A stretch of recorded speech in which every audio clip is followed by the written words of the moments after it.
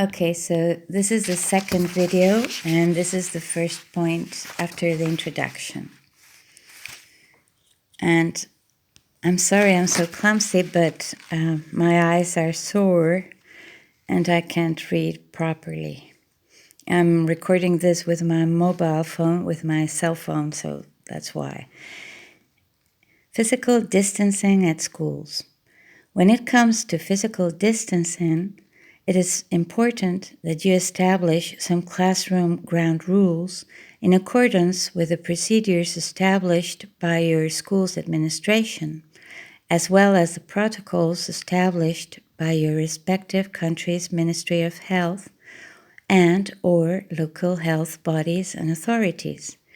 Recommended measures include: maintain a distance of at least 1 meter between everyone present at school. Increase desk spacing, at least 1 meter between desks, practice that word. Stagger recesses or breaks and lunch breaks.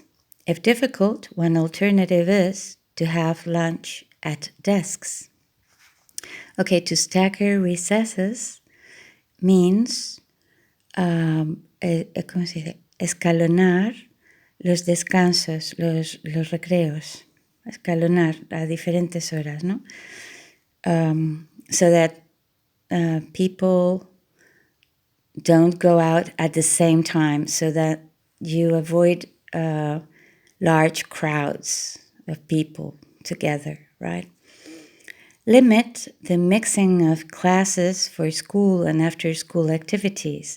For example, students in a class will stay in one classroom throughout the day, while teachers move between classrooms. Or classes could use different entrances if available, or establish an order for each class to enter and leave the building or the classroom. Well, that's like staggering, right? Stagger the school day to vary the start and end times and avoid having all the students and teachers together at once, at the same time. The school day, okay? And then you have the start time and the end time. So we speak about start and end times. Las horas de entrada y de salida. Start and end times. Consider increasing the number of teachers if possible to allow for fewer students per classroom if space is available. Advise against crowding during school pickup or daycare, and if possible, avoid pickup by older family or community members, for instance, grandparents. School pickup means the time when adults go to the school, not go to school. If we say go to school, it means we go there to study. If we say go to the school, it means we go to the place not to study, but to do something else, like, for instance, pick up kids. So school pickup hours or school pickup is when adults go there to pick up the kids or the children, right? And daycare is before school, the place where kids that are not old enough to go to school can stay to learn to socialize, and also because their parents work, Then arrange school pickup or drop-off times differently according to age group to decrease any large gatherings of children at a given time. So you see, we have pickup times and drop-off times. In the mornings, you drop off your kids at school, and later you pick them up, right? So you have pickup and drop-off times. Use signs, ground markings, tape, barriers, Another means to maintain 1 meter distance in queues around entrances.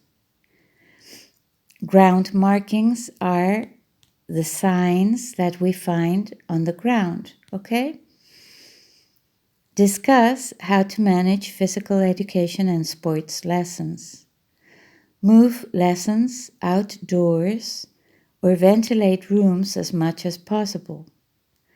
Encourage students not to gather and socialize in big groups upon leaving school grounds. Upon leaving school grounds, okay? Upon is a preposition, well, very much used in more formal language, particularly like this one in instructions, right? Upon leaving. Remember, you use ing in verbs after prepositions, right?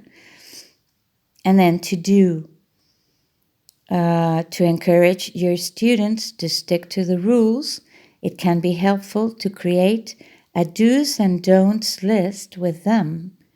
A do's and don'ts list is a list where you say what you can do and what you can't do. Do this, don't do this, okay? We also have another expression like, well, I'll tell you about that later. I'm always wondering of, my points here. Okay, here I go. So create a do's and don'ts list with them.